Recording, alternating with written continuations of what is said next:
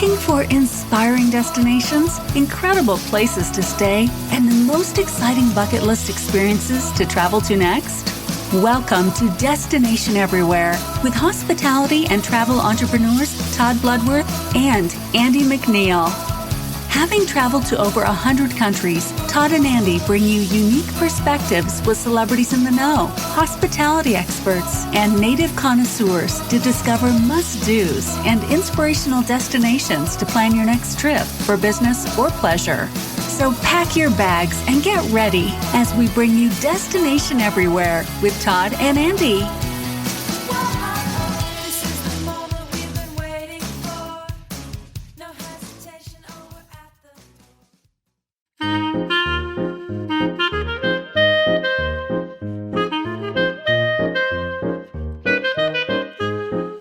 French Quarter, Mardi Gras, steamboats, and jazz. This is the Big Easy.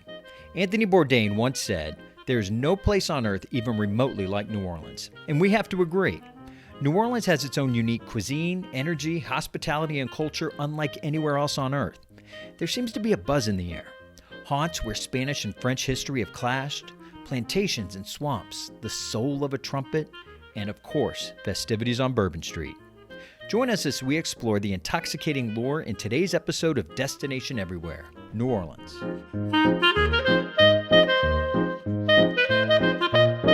Welcome, ladies and gentlemen, to another great episode of Destination Everywhere. I'm Andy McNeill along with Todd Bludworth, and we are talking the Big Easy today. So excited. Probably the second most visited city by Todd and I in our business over the years.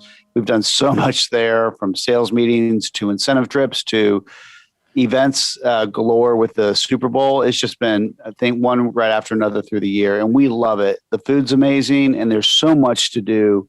They talk about the Big Easy, but a lot of people don't know why they call it the Big Easy. One popular theory is that in the 1960s, gossip columnist Betty Juilliard compared living in New York City, known as the Big Apple, to living in New Orleans. And New Yorkers were always running around saying that they're working hard and have a hard life. But life in New Orleans was easy, therefore coining Big Easy. So there's some great trivia for you. Todd? No, you know what? The thing I love about New Orleans, there's the New Orleans I remember in my late teens, early 20s.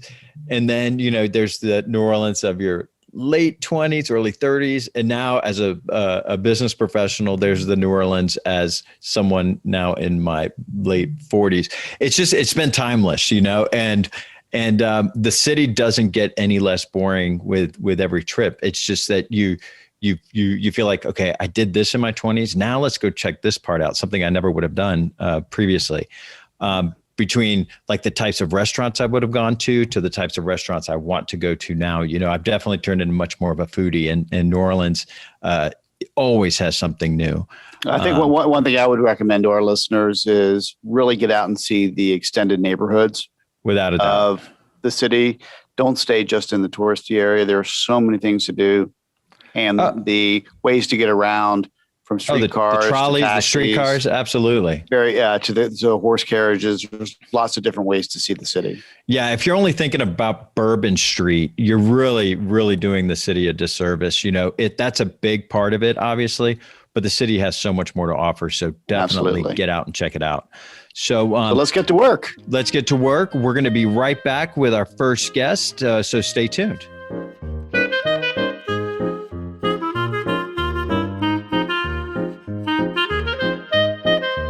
Welcome back to this episode of Destination Everywhere, New Orleans. We are here with our next guest, and I'm really excited to speak to him about New Orleans. He is a local, born and raised. He is a New Orleans jazz trumpeter. I've actually watched a couple of his YouTubes. There's one called Jammin' in the Band that's great. He's appeared on Bravo's Top Chef. He's included in the soundtrack to Disney's Jungle Book. He's played with Jon Batiste, with Stephen Colbert. You really have done everything. So welcome, Kermit Ruffins. Welcome, Kermit. Is it true that you actually played yourself on HBO? That's right. In a movie, in a series, Treme. And Treme is an area, a part. Tell us a little bit about Treme. Treme, a guy named Claude Treme. He started selling his land to black people after slavery. It's a small neighborhood. It's one of the oldest black neighborhoods in America. Right in the heart of it is Congress Square, where the slaves used to go on Sundays to celebrate life. And jazz just kind of was created right around this area. You come from a line of musicians that, I understand you were, really influenced by Louis Armstrong and Louis Jordan. And it sounds like your daughter is into music. How did you get the bug for music? Is it something that you were born and raised in, or is it something that you picked up along the way? Well, in high school, my dad, Lloyd Ruffins, and my uncle, Percy Williams, my mom's younger brother, they both played trumpet. I never really saw my dad play, but my uncle Percy would come over on Saturdays when I was about 5, 6, 7 years old and just let us buzz on his trumpet. And the look of that trumpet, man, when he opened that horn case, the smell of the brass and the look of it, you talking about somebody totally excited. And he plays with Irma Thomas, my uncle Percy Williams, trumpet player. He really influenced me and my little brother to play trumpet. And one day we got home from school and there was 2 trumpets laying on the sofa. Well, let's talk a little bit about the history of jazz music. You talked about the Treme area, and that's where kind of jazz started. But let's talk a little bit about New Orleans itself. What is give everybody just kind of a broad overview of how jazz developed from your perspective in New Orleans? Yeah, birthplace of jazz, New Orleans. I realized that it's the only true American art form. Absolutely. Jazz. And for me to be born in a Lower Ninth Ward and then leaving the Lower Ninth Ward right at about 17 years old, going to Clark Senior High School in the Treme neighborhood where I met Phil Frazier, and we formed the brass band, the Rebirth Brass Band. And as we were doing that, we were listening to, Louis Armstrong, Dirty Dancing, Olympia Brass Band, and not to even mention all of the bands that were playing down Bourbon Street at that time. Al Hurt. I mean, when I tell you, when we started playing for tips on Bourbon Street, and I would peep in those doors and watch those trumpet players with their suit and tie on playing, I wanted to do that more than I wanted to do the brass band. So I did the brass band for about 12 years with the Rebirth. And then I decided I wanted to be like Louis Armstrong. So I formed my own band and started playing for tips and the quarters again. After traveling the world with the Rebirth, New Orleans is just made for jazz musicians. I mean, it's here and it's not going anywhere. And there's so many young kids right now playing music, you wouldn't even believe it. So this music is going to be here forever. And the kids that's coming up now, all geniuses. I mean, they're playing piano, they write music. They can stand on stage and next to me and put me to shame at any given time. And I just love it and love it with a passion. Well, you hit it on the head right there, Kermit. With a lot of other, industries and entertainment specifically, and different genres of music, there seems to be this competition where I have to be the best. But with jazz, and you go anywhere in New Orleans, everybody's talking everybody else up. They play, but then they're talking about the other guy who's playing awesomely, and it's a community it's kind of self-lifting. Do you see a competition in jazz, or does everybody just do their own thing and you all look out for each other? And we definitely look out for each other. But when we get on a bandstand and another trumpet player walk in, it's vicious challenges going on with a lot of love and laughter in between the notes or in between the songs or whatever. I mean, we are so glad to see each other because we are all working at the same time. So any given time when we're playing a festival, whether it be in Europe or whether it be here in New Orleans, and we get into a dressing room, and we had 3 hours to kill, the conversation is hilarious and loving as it can be, like brothers and sisters, been living together forever. I mean, my band is the only band I know, but I'm quite sure it's not true. I think my band is the only band that never had a fuss. I don't know about that, right? Yeah, knocking on wood. Yeah. So Kermit, we love each other company, and we can't wait to hit the bandstand. So Kermit, as a local and having all these people in the jazz business with you, where do you go to listen to really, really good jazz? That's a good question. Most of the time, I'll wind up in Jackson Square to listen to the youngsters, the young brass bands that are just coming up. When the weather is real good, There's restaurants that's real close where you can sit on the balcony and look down at the kids and have a beer and just reminisce on how we used to be out there every day of the week and where those kids are about to go. Because I noticed at all the big festivals, they get all the young kids when they first come out to play at all the festivals abroad, and they get all the old cats to play. So I haven't been going to Europe in a while. I think they wait till I reach about 70. that sounds like just such a great afternoon. It's just going out and listening to some music and it's free. You just go out and get your fill. It's amazing that we live in this beautiful city where every day of the week you can hear maybe up to 100 bands if you within 5-minute radius from each other. Oh, that's incredible.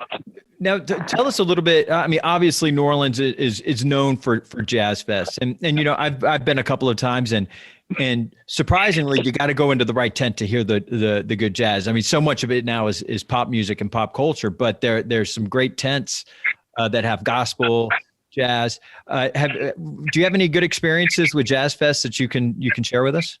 Yeah, man. I mean, every year it's just incredible. And the times that I have off when I do go, I'm always into Economy Hall. Economy Hall. Which they call the old folks home. Lots of seats in there. Yeah, all the old cats in there, boy. They come clean, and they walk on the stage real slow and just tear the stage up, and everybody's dancing their butts off. And then I like to go to the jazz tent, which is one of my favorites, of course. I mean, I used to go see Ellis Marcellus at any given time, maybe Delphio Marcellus or Hurlin Riley, which is one of my favorite drummers. He's on a lot of my CDs. So for people that you've performed with, and you've got, you've had some great national exposure doing what you do. I got to ask one question though, because I'm such a fan of Stephen Colbert and Jon Batiste. What was it like to sit in with them? Yeah, I can remember I was playing at the Blue Note. Yeah, the Blue Note. A 2-week run. And John invited me to come play some Mardi Gras music with him. Just a bunch of fun, man. And incredible. That band is so freaking tight. And then later that night, he came to the Blue Note and played the whole second set with me. Oh, that's awesome. That's awesome. And you've also you were in the Disney Jungle Book. You were on that soundtrack. What was your role in that? Well, it was fun to record the soundtrack for that. I think we did about 3 songs. At least I did. To hang out with Bill Murray, making him Bloody Marys. Because I'm the guy that always bring all the liquor and all the food to any record section. I just cater food and bring an ice chest full of beer, and I just get everybody real stoned. I bring the reefer and everything. So they know one thing: if Kermit's on a gig, we're gonna have a good time. It's a party in the studio. And so tell us now. We're gonna switch because you mentioned food, and I think you've got a little taste of barbecuing. I think I've read somewhere that you like to barbecue. You were influenced a little bit by your grandmother when you were young. Where's your spot to go for some great New Orleans Cajun? Whatever you like. What's your best restaurant? Oh, I love Sammy's Deli. I love Mandina's, and I love The Joint, which is a big barbecue spot. Oh, nice. And yeah. I mean, places like that where you can get some food to go or either sit in. But I love Sammy's. It's close to me too. So Kermit, we ask each one of our guests some questions about their travel and what they've done on their bucket list. We'd like to ask you a few questions. Is that okay? Sure. All right. So the first thing is have you ever completed anything on your own bucket list? And if so, what was it? Actually, I think just about everything. Definitely putting out CDs. I mean, every essay I did in high school, even before we really formed the band. Actually, when I first started the Rebirth, maybe the first year, it was all about playing music and traveling the world. Yeah. So I always would write about that for all my assignments when a teacher had us do stuff like that. So definitely, yeah. All right. So next question. So you have traveled the world. If there's any place in the world you could live for a year, where would it be? Oh, that's a good question. because I don't want to see an airport again in my life. Right. So you got to go somewhere and stay one place for a whole year. Where would it be? It probably would be Africa, because that's somewhere I haven't seen. Okay. Yeah, it's a beautiful place. All right, here's a good one for someone that's traveled the world. When packing for a trip, what is something you pack that may surprise our audience?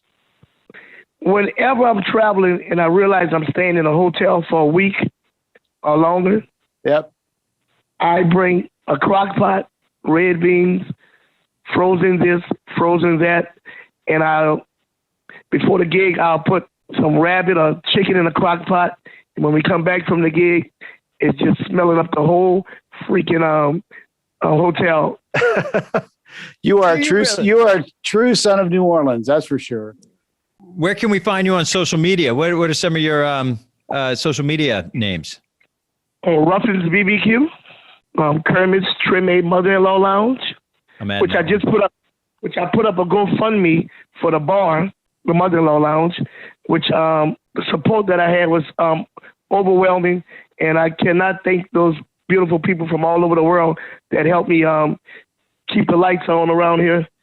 And I had no idea that they were going to fulfill a goal. We had a goal of $50,000, and we raised about maybe $42,000 so far. We wish you the best of luck, and definitely keep playing jazz. Next time we're in New Orleans, we're definitely going to go by Mother-in-Law Lounge. Absolutely, and get some of that good barbecue. Oh, thank y'all for having me, man. God bless. Are you ready to book your hotel for your next company event or family adventure? Let AMI help. We have ongoing relationships with all major hotel chains and access to over 200,000 hotels. Why us? We receive special promotions before they hit the open market, meaning significant cost savings to you. Go to destination-everywhere.com and click the Source Now button and let us get to work for you. Welcome back to this episode of Destination Everywhere New Orleans. Yes. So right now we're going to give you our top 10 bucket list and travel suggestions for New Orleans. We got some great ones for you. It's going to be awesome. But of course, when we think of New Orleans, we think of Mardi Gras. And there's actually a place, it's Mardi Gras World, and it's where many of the Mardi Gras floats are housed and constructed prior to Mardi Gras happening. And you can actually rent this out for, private events and dinners and things like that. And you can go walk through the displays and see the floats and that's amazing costumes. And it really is just a neat spot. So it's a huge warehouse. It's Mardi Gras World. So if you can set it up ahead of time, definitely go by and check it out, especially if you're not there during Mardi Gras season, because it'll definitely give you some good flavor. Absolutely. Now, one of the things that New Orleans is known for is their festivals, and they have so many. They have a Beignet Fest, which features 30 beignet dishes from some of New Orleans' best restaurants. There's the Voodoo Music and Art Experience, known as Voodoo Fest, which I have not been to, but it's definitely going to be on my list now that I know about it. But probably the one that everyone knows is the Jazz and Heritage Festival that happens in May each year. It's known as Jazz Fest. It's world renowned. Last time we were there, we saw Stevie Wonder, and it was amazing. But it really brings in the culture of New Orleans and Greater Louisiana, and so we highly recommend that. Yeah, Stevie Wonder just popped up at a bar, and we got to see it. How cool is that? It was amazing. So we think of New Orleans. We obviously think about food. We think about food, big portions, Cajun. But one thing that you got to try again is crawfish.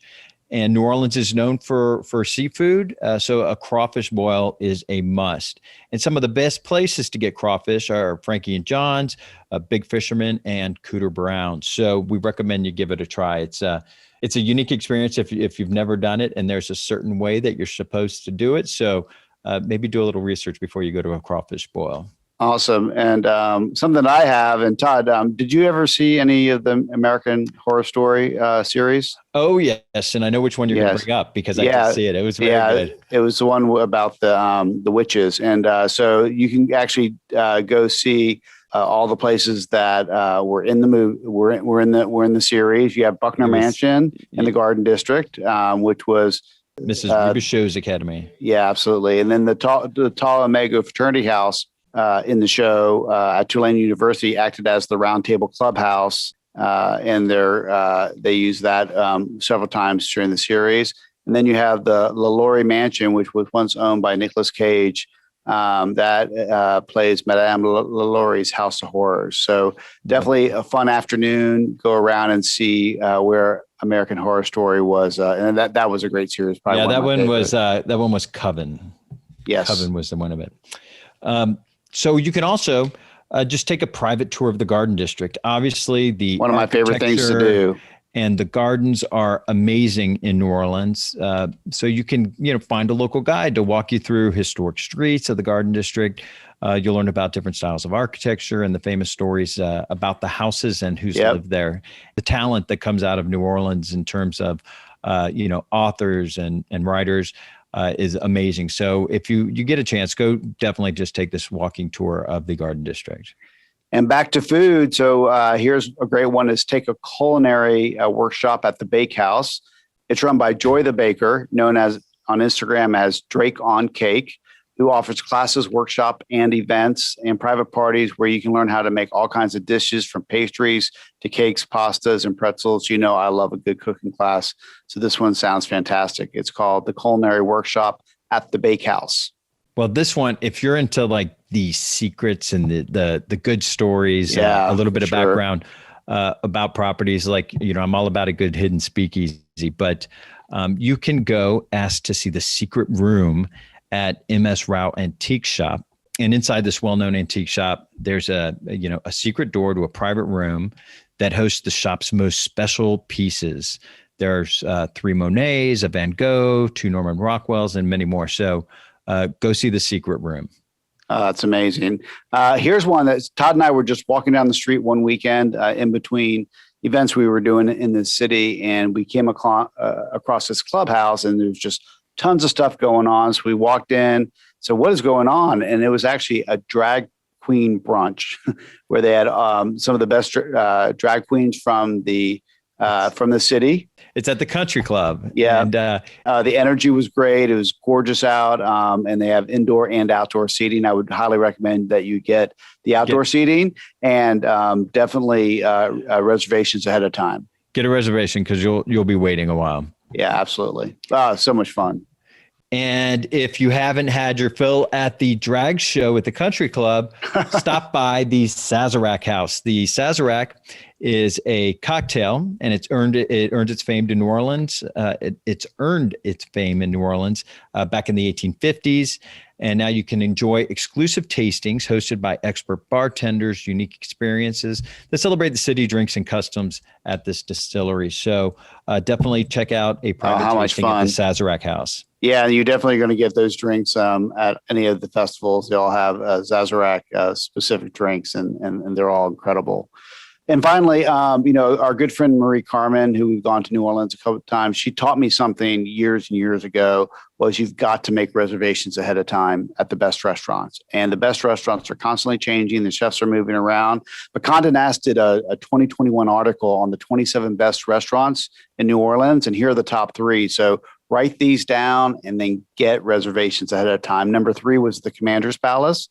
It's fine dining, and they have 25-cent martinis. I don't know how those go together, but they do. That's awesome.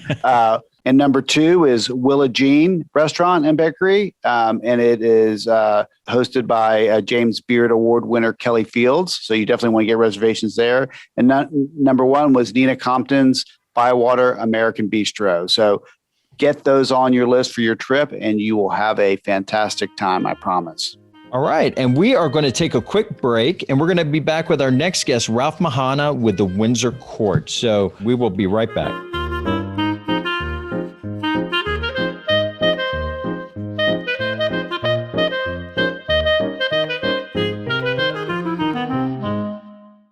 Welcome back to Destination Everywhere, this episode featuring New Orleans. And I'm excited to have our next guest. Our next guest is the general manager of the Windsor Court Hotel. He's been at the hotel over 13 years, and he's held, from what I've read, every position you could probably have in a hotel, or every department anyways: office manager, director of banquets, assistant general manager, and he's a hometown native. He is from New Orleans. So welcome, Ralph Mahana. Thank you so much. Excited to be here on the podcast and just excited to talk about New Orleans and the hotel a little bit today. Thank you for having me. Yeah, and I was talking about, let's start with a little bit of the history of the hotel. It's obviously called the Windsor Court Hotel. Is there a relationship between the Windsor Court Hotel and the UK? Absolutely. So our original developer, James J. Coleman, was an ambassador to the British consulate and was an Anglophile and loved all things related to the royal family. We have an art collection here that he curated himself. Wow. From the 16th century art. It's worth roughly about $15 million. Oh my goodness. It's unbelievable. For all of the royal feeling you get when you come to the hotel, there's also this connection to New Orleans that our staff brings and that just makes you feel like you're in this unique destination within the city that's private and special, but also so open and welcoming that our staff exudes. So I think that's important to touch on as well. Well, and you guys have some interesting features too. I mean, you're a very tall property and you have some amazing views of the city, but you also feature a rooftop pool and some excellent restaurants, and you have the grill room, the Polo Lounge Club, and the La Salon. Tell us about the venues inside the hotel and what guests can expect when they come visit. Yeah, so the Polo Lounge has always been really iconic, always done incredibly well, and it feels like home, but it also has this personality and great live music that we have there on a nightly basis. The Grill Room restaurant is our iconic restaurant on the second floor of the hotel, and once again, you just feel like royalty when you're dining in there, and it's very special. We have some new outlets that have debuted that weren't built originally with the hotel, like our spa, which is an 8 treatment rooms in the spa. It's very quaint, but also you just feel relaxed, a place of non-judgment. It's amazing. That's been a great addition for the hotel. As you talked about our rooftop pool. So we've always had a rooftop pool, but we added a rooftop poolside bar called the Waterman Poolside Bar, which has also been just a fantastic addition that we've had and just a great atmosphere out there, year round really. And then I'd be remiss if I didn't touch on the fact that a staple of the hotel, one of the best experiences that there is, not only in the hotel, but in New Orleans, is we put afternoon tea on the map here in the city. Great. And Le Salon just has an unbelievable product offering and service and feeling for our afternoon tea offering, which is 2 days out of the week. We do that on the weekends here in New Orleans, but then also during the holidays, we do that every day starting right after Thanksgiving. And it's a tradition, but it's also ever changing and creative. But we stay true to our roots, and the experience is just luxurious and beautiful and wonderful and celebratory. So Ralph, you've been there 13 years and you've kind of been through the department. So you know where all of the skeletons are, but over the years, have you discovered any really fun secrets about the hotel that the public might not know about? I think what I've discovered about the hotel is just that even, in its 36-year history, it's certainly not one of the oldest properties in New Orleans, but the amount of just people and personas that have been through the hotel and that have done things here, treated this as a second home. That's what we've been able to discover. We've been able to discover things, like when Paul McCartney just walks in the Polo Lounge and graces everybody with, by playing the piano but those are some of the things you just discover these it's more stories. I'll find a hidden door every now and then, but it won't have any treasure behind it. It'll just, but it's really the stories that have been, that have taken place throughout the hotel, and the great memories that people have here. And we have I think that we have some of the best repeat guests in this hotel over the course of the last 30 years that I've ever seen. You guys offer an executive club level, and tell us a little bit about what your executive club level is, and how it's important to guests who might want a more private experience. So the club level is unbelievable because the team up there, it really makes all the difference in the world. It's not only private, but it's almost like what I recommend the club level to people that that are not newbies to the city anymore. Like you go up there and they're going to start, our concierge on the club are going to start recommending these hidden gems that, people might not hear about on their first, second, or third trip to New Orleans. So, the offering up there is wonderful. We sort of mimic our afternoon tea experience up there. We have a wonderful, full breakfast served up there. And the service is really excellent, private butler staff. And that the top 4 floors have access to that private club lounge. And it was a former penthouse of the hotel. So it has its own personalities and stories that went through that penthouse altogether. And there's 2 large terraces and the view is breathtaking. Oh, how amazing.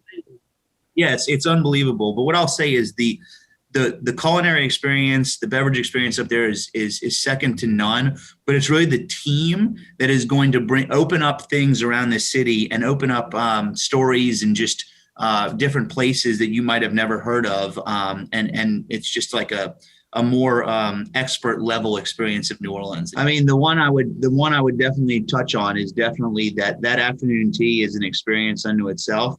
But we have a lot of traditions that are focused around Mardi Gras, whether, we just started a new tradition where we feature a Mardi Gras Indian costume in the lobby, and it really just takes on a persona. Those teas, we also do a themed tea every month throughout the year. Fun. So that's great. Mardi Gras tea or LGBT or Halloween tea. Those are all great traditions. And then I'd be remiss if I didn't touch on the hotel transforms for the holidays right after Thanksgiving. And it's really unbelievable what happens in this hotel. From the courtyard to the lobby, we do an annual tree lighting. That's really an excellent tradition as well. And really the whole city just gathers around the hotel and comes through the hotel, and it's a very special time for everybody. It sounds absolutely beautiful, especially during the holidays. I'm sure you guys just deck it out. You actually also talked about you have a very discerning guest with a hotel that has so many suites available. You must get some guests that insist on a certain level of service and maybe even demand some unusual requests. Is there anything that you could think of in your hotel experience of something you're just like, did they just ask me to do that? And you were actually able to make it happen, or someone in your staff? Oh, absolutely. I mean, that things like that happen every day, and we don't say no. We really make just about anything happen. But some of the ones that stick out in my mind are, we'll have somebody that wants to land a helicopter on top of the hotel, and we can't necessarily do that. Although we've given some thought to putting a helipad on top of the hotel, but we've arranged unbelievable transportation for guests, not to get out upon emergencies, but just to fly above the city of New Orleans and have an experience there. We've arranged for really special things during Mardi Gras, like police escorts to get through parade routes or get on parade routes. And that's I'm writing these down right now. What else can you do? I mean, for larger groups, you can arrange an actual parade, so with floats and everything for groups and things like that.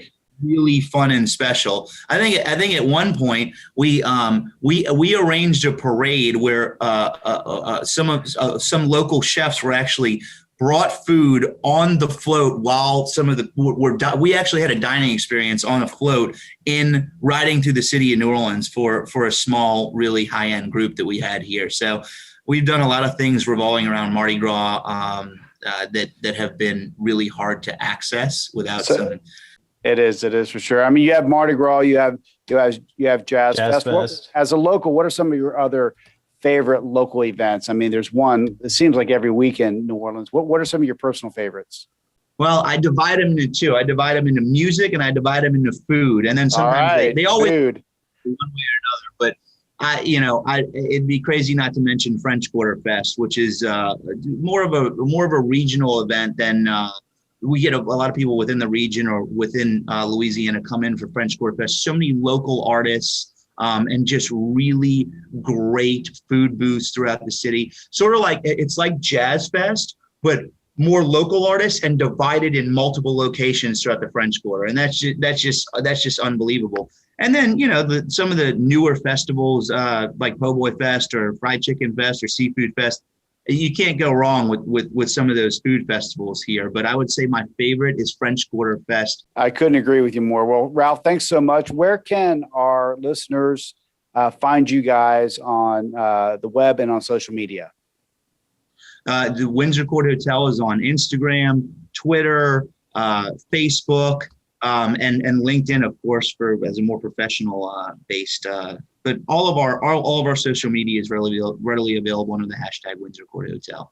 Well, it sounds like just an amazing property and so many choices and such a great location, right in the middle of everything. We can't wait to visit you at your beautiful property. And again, thanks so much for your time today. Wait, and something else that we do need to mention is Ralph and the Windsor Court Hotel are giving away a 3-night stay in a club level suite. Oh, how incredible. So go to Destination Everywhere on Facebook to register, and we'll be seeing you in New Orleans. Thank you so much for joining us, Ralph.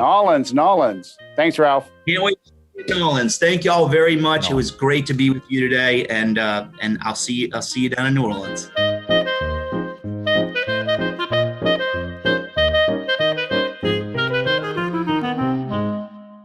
Welcome back to this episode of Destination Everywhere New Orleans. So, as you can see, and we've been talking, there's so many wonderful things to see and do in New Orleans. You can make a quick weekend out of it or an extended trip. But, we'd really like to thank our guests. We'd like to thank the Windsor Court. We would like to thank our team here who's helped us put the show together. We have Chris Jordan, our copywriter. We have Annie Fernandez, our creative director. And, of course, Lauren Campbell, our podcast producer. So please make sure you subscribe, rate, and review the show on your preferred podcast app or by going to www.destination-everywhere.com. So join us next time on Destination Everywhere. Safe travels. You've just tuned in to another episode of Destination Everywhere with travel and hospitality entrepreneurs Todd Bludworth and Andy McNeill. To access the show notes and other helpful resources, visit destination-everywhere.com. Join us again next week for another bucket list filled show as we feature another travel-worthy destination. Until next time, travel well and be safe out there.